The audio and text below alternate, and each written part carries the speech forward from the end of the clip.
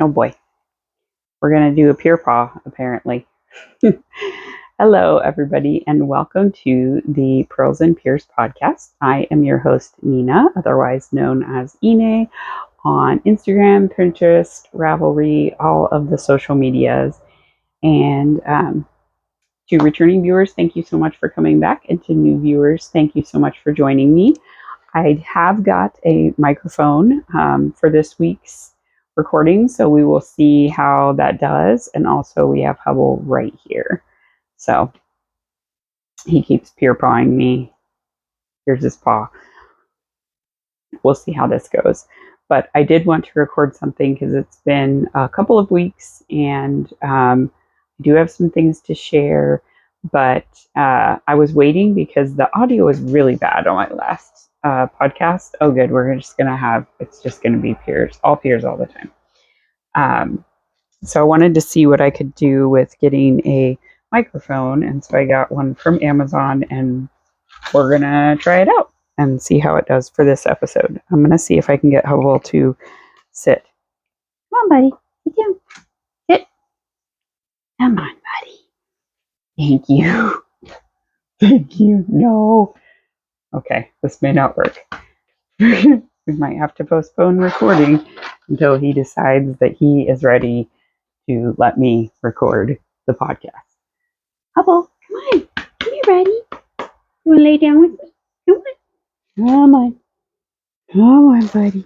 Come on. Oh my goodness. Come on. Okay. You're the co-host. The giant furry co-host. Okay. Anyway. So for this week, I do have some acquisitions. I have some whips. I don't have any finished objects. I have a finished sock, but it's only one sock out of the pair. So, take that however you want to. If you want to call that a half object and it's a finished object, then cool. All right. Hopefully he'll just look out the window and we'll be good. I'm sitting on the floor again because I think the background is a little bit nicer than what I usually do. But let's go ahead and get started. So for this week, the main thing I've been working on is my test knit. I am almost done with it. So this is the Seagrass Tank by Samantha Guerin of Samantha Guerin Designs. There we go. And I am knitting it out of the Dear Thisbe colorway from Plies and Hellhounds. I have finished all the knitting on the neck. So the neckline is a folded neckline. I made mine just a little bit shorter. She calls for 2 inches, and I kind of felt like that was going to be a little bit too big of a collar. I kind of like this amount. So I made it be 1.5 inches. So when it's folded over, it'll be 0.75, right? So yeah, I just need to tack it down. But I'm kind of waiting to do that. So right now it's just got a rolled neckline, but I think I want to block it before I sew it. Yeah, I feel like I want to block it before I sew it down. Just to make it a little bit easier to do. And if it stretches at all, I kind of want to have it do what it's going to do first. So anyway, it is a sleeveless tank. So I've finished all the knitting on the body. I'm doing ribbing on the bottom, but I'm going to do just a very short amount of ribbing. So I think just 1 inch of ribbing on the bottom, because again, it was calling for a folded hem. And I think it said to knit 2 inches and then fold it. So there should be about 1 inch of the bottom. So I'm going to do about 1 inch of just 1x1 ribbing. He's digging at the floor now and chewing it. But it has this really nice lace detail that goes down the side of the arm in the front and the back, and then along the side of the tank all the way down. I did add waist shaping to this that's not called for in the original pattern. Not a ton of it. I think I did 4 pairs of decreases. Then I did like maybe 4 or 5 plain rows, and then I increased right back out.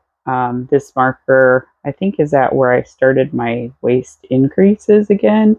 And basically, as soon as I got back to my original stitch count, I did a little bit of plain, and then I started my bottom ribbing. And that kind of gets me to the place that I need to be on my body. I've tried it on, and it fits very nicely. So the only thing I have left to do is picking up the sleeve edgings and knitting those. They're kind of the same way that you knit, them and then seam them down. So again, I'm going to pick up and knit all of that, and then I'm going to wash and block it, and then I will seam everything down. He's being so weird. So anyway, I really like it. I love the colors. I'm really glad that I found a project for these 2 skeins. They just kind of have been sitting in my stash for a pretty long time. I need to figure out how to do this lapel mic thing because it doesn't twist properly. It should be twisted towards my face. Anyway, I have 2 balls left of it that are about this size. And like I said, I just have the armhole things to do and a little bit on that bottom ribbing. So I think I can get all of that out of this one, and then I'll just have the other one. Yeah, so I'll probably have enough to do a blanket square on my blanket. I'm also doing a yarn exchange with someone, and she wanted yellow minis. So this one would fit in that. So I'm going to ask her if she wants some as well. We talked about 20-gram minis. So I think I should have more than 20 grams left of that. So I think this test knit is due the first week of July. I'm well on track for that, which is great. And then the next thing I worked on was my Sea Glass tee, which is a Wool and Pine Designs pattern. I'm knitting this out of my Chromatic Yarns Advent Calendar, the Book of Spells Advent. And I now I'm done with all the purples, to the pinks, to the greens, and I'm starting into one that has more blue in it. And I think now that I've got more, I feel better. Like when I just put that little bit of green on there, I was like, what the hell am I doing? This looks stupid. But I think it's going to look better. This makes me feel good because we're going to go into like a turquoisey blue green, and then it'll be like fully blue on the bottom, and then the bottom ribbing will be blue. Hannah just had a shop update where she had this main colorway in the yarn. I think she does still have some skeins of it in DK if you are interested. The colorway is the main skein from that advent calendar. It's called Wish. And then I did days 6 through 10 for here. And then this is starting at day number, I don't know, 12 or something. Let's see what if I put it down there. Goodness. This is going to be a thing. That feels precarious. Anyway, yeah. So I feel really good about how it's looking now that I've got more done on it. I really like my last Sea Glass tee and how it fits me. I'm doing the second size, which is a size 38. 38 or 39. It might be a 39 because there wasn't a 40. It then is a 42, which would be too much positive ease in the waist, and it's all 1x1 color work, so I don't want to try to work decreases in to that. I didn't want to mess with it, so this is just straight down knitting. Yeah, so I still have quite a bit of my main color left.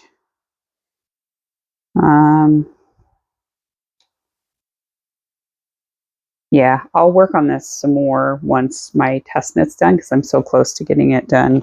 I kind of had put this one aside, but I'm working currently on colorway number 20.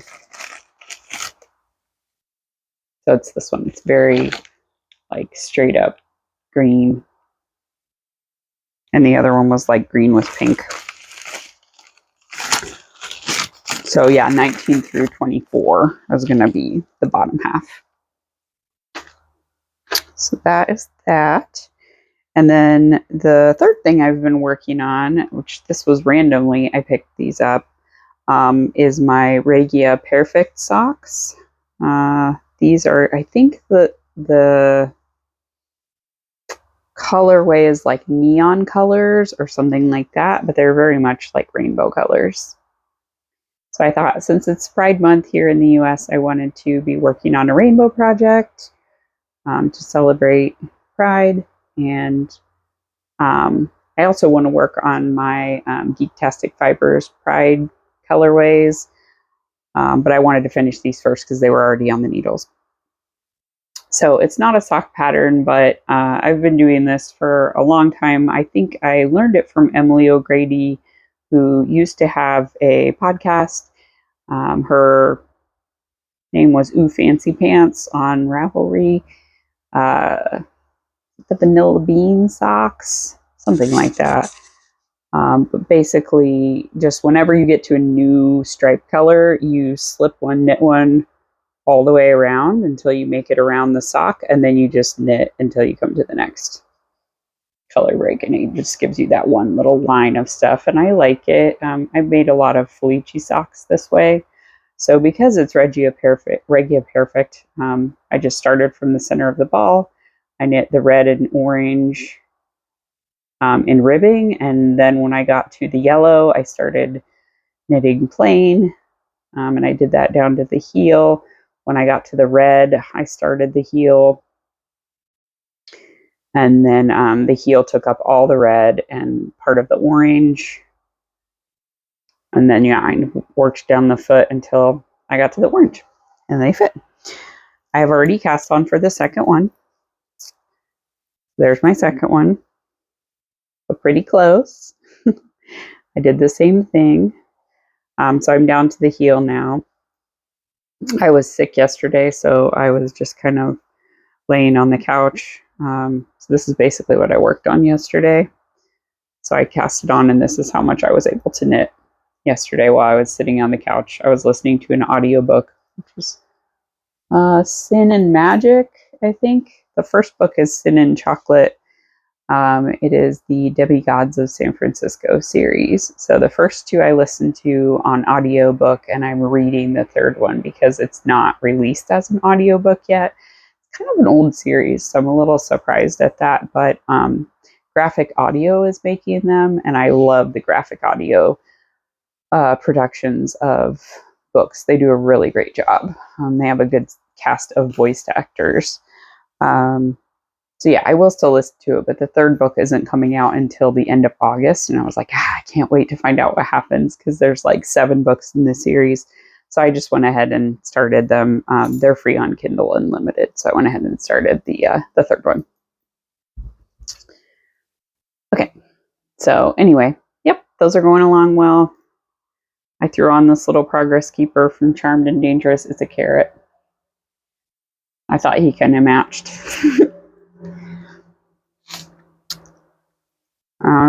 Yeah, so that's those. And the last thing that I've been working on is my scrappy cushion. So this is a pattern by Dana Ray Makes, I think. Dana Ray Makes or Dana Ray Knits. The pattern comes with a crochet version and a knitted version to make a scrappy cushion. I'm only going to do one side because I have this this pillow cover from IKEA, and it had like fun fur on one side. Meg's got it for their room, and then it got put into the dryer, and like the weird acrylic fun fur kind of melted. So it does not feel nice at all, and it doesn't look nice. But the back of it is like this brushed velvety kind of material, and it has a really nice envelope folded zipper and stuff. So what I'm going to do is I'm going to flip it inside out, rip the seam so that I can take the top of it off, or the front piece of it off, and I'm going to replace it with this. But I'm going to keep the back, and then I'll have like an installed zipper and everything, and I won't have to mess with all that, and I'll just like hand sew it together to this front piece. So this is just using up teeny tiny little leftovers that I have of various different yarns when they're like that size, so like less than 5 grams of stuff. And I've just used a whole bunch of them. So I don't even know what's in here. It's a lot of stuff. I think this one is a Yarn at Home Mom. This one is like a little bit of leftovers of like a watermelon colored skein that Jessica sent me. A lot of these are leftovers from yarns that Jessica sent me because I put them in my blanket and then I still had a little nugget. This navy blue stripe is, I think it's the Go Habs colorway, which is a Canadian hockey team, I think. Shows what I know. This purple one is a No Makers. And then the one I'm working on right now, this one is definitely a Yarn at Home Mom. It's one of the Gilmore Girls colorways, but I don't remember which one. So yeah, it's a really fun cushion. I'm enjoying it, and it's just going to be super scrappy and fun. So after I finish this kind of purpley one, I'm going to use some leftovers from Chromatic Yarns. This was my leftovers from my sweater I made that is Chaos Resistance.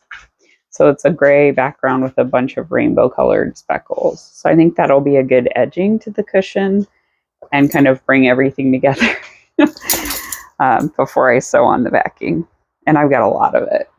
So it'll be the biggest section. Hey, buddy. Okay, we're almost done. And then acquisitions, I did get the club colorway from Gabby.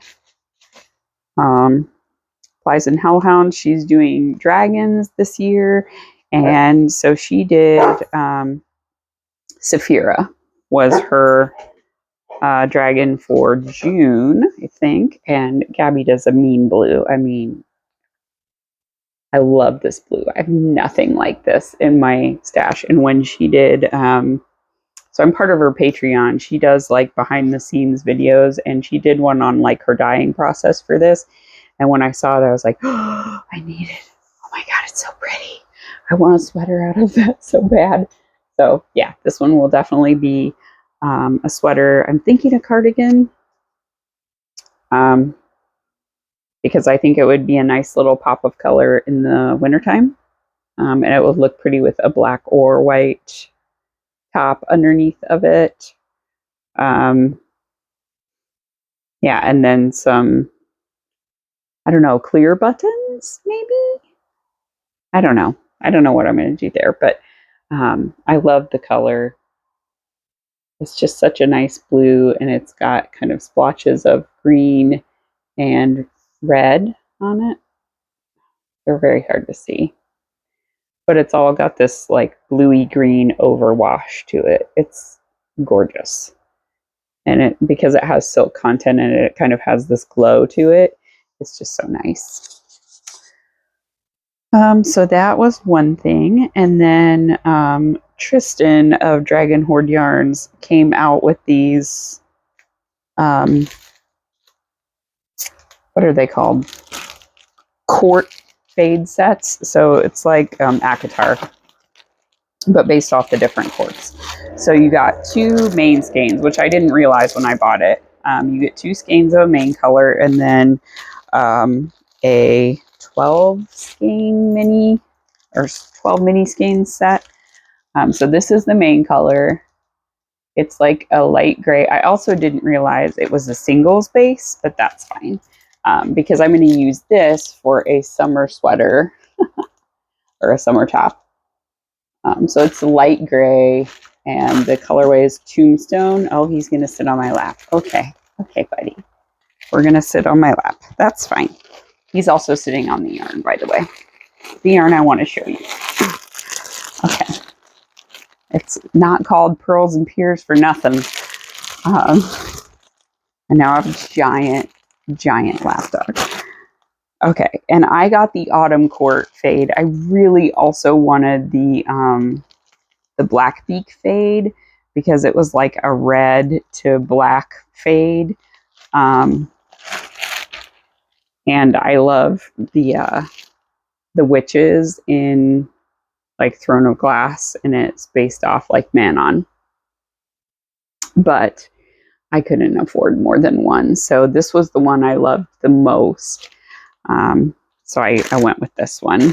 And she said she'll dye some of the colors as full skeins, but not all of them. All right, Hubble, are you ready for the big reveal? Giant head boy. This is the fade. It is so gorgeous. So these two are like a dark green, like a deep forest green. It's really hard to see that because of the plastic and the white giant dog. Okay, there you can see it. So this one has like reds and are kind of browns and greens in it. And this one is just a deep forest green. I would love to have like a full set of either of these two.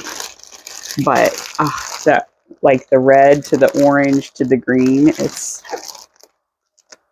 a masterpiece. This. So anyway, this is enough for me to make a sweater. So I am going to make a fadey sweater, and I think it's just going to be a really pretty pullover, probably. I love it. I'm so happy with it. And she also included a little stitch marker. That's a pumpkin. So this one may have to go on my needles for Rhinebeck. I think this would make a gorgeous Rhinebeck sweater. So anyway, that is everything that I had to share for this week, and I need to go and walk this barky little boy. So I will keep it short, and until next time, I hope that you all get to do some things that you love, and I will talk to you next week. All right.